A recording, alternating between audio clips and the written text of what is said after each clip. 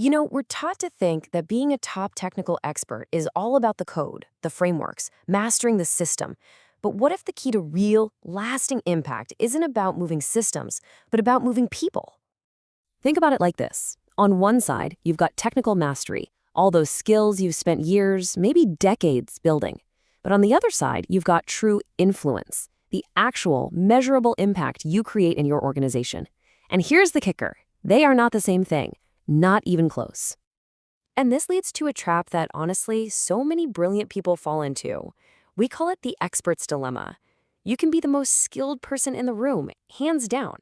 But if you're disconnected from the people around you, what impact are you really having? This creates a persona that, well, let's be honest, some of us might recognize, maybe even in ourselves. It's the architectural hermit. You're brilliant, you're driven, but you're kind of disconnected from the very people whose buy-in will make or break your work. You're building these incredible things, but are they the right things for the business, for the team? Let's use an analogy. Picture your career as a bank account. For a lot of technical experts, that account is dangerously out of whack. We've poured like 80% of our investment into skills and achievements, and maybe only 20% into relationships. Now, that isn't just a small oversight. It's a huge career risk. And this gets to a really crucial point. That old promise, the idea that just being the absolute best at the technical stuff would guarantee your career security, that idea is fading fast. And that risk, it feels very real. A network engineer said this, and it just hit so hard. He said, "If I ignore tech trends for a month, I'm outdated. One day a box of software will replace me, and I'll be standing on that box trying to survive." Wow. That perfectly captures that feeling of constant pressure, that fear of becoming obsolete that so many of us feel. So, if you take one thing away, let it be this fundamental truth of the modern workplace. New skills will absolutely open new doors for you, but it's your relationships that keep you inside the room where the real decisions get made. Okay, so how do we fix this? How do we start building those critical relationships? The answer, and this might actually surprise you, lies in what is probably your most underrated strategic tool: empathy. But hold on, before we go any further, we need to completely reframe what empathy actually means in a professional context. Yeah, forget everything you've heard about soft skills.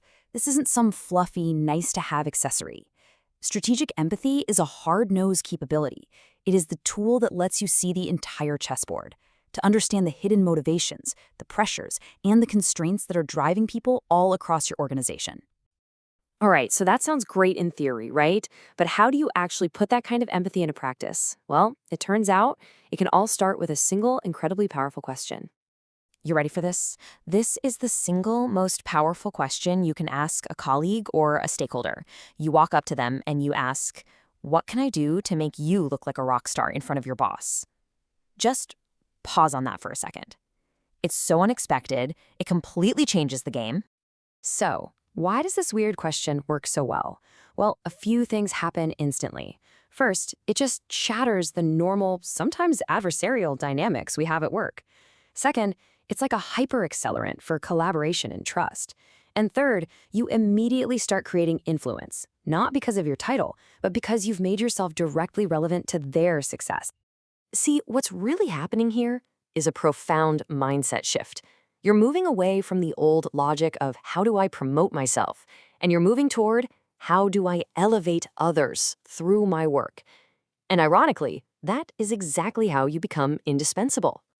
And all of this question, this mindset shift, it's all building towards something bigger. You're constructing a human network that is just as resilient and well-designed as any technical system you've ever built. I mean, just look at this direct comparison. We all know technical systems require investment. They need constant maintenance. They have to be resilient and scalable. Well, guess what? Your professional relationships operate on the exact same principles. They have to be architected with the same level of care and intention. So, what are the complicated tools you need to build this human network? They're not complicated at all. In fact, they're your unfair advantages. Number one, consistent, genuine curiosity about other people's problems.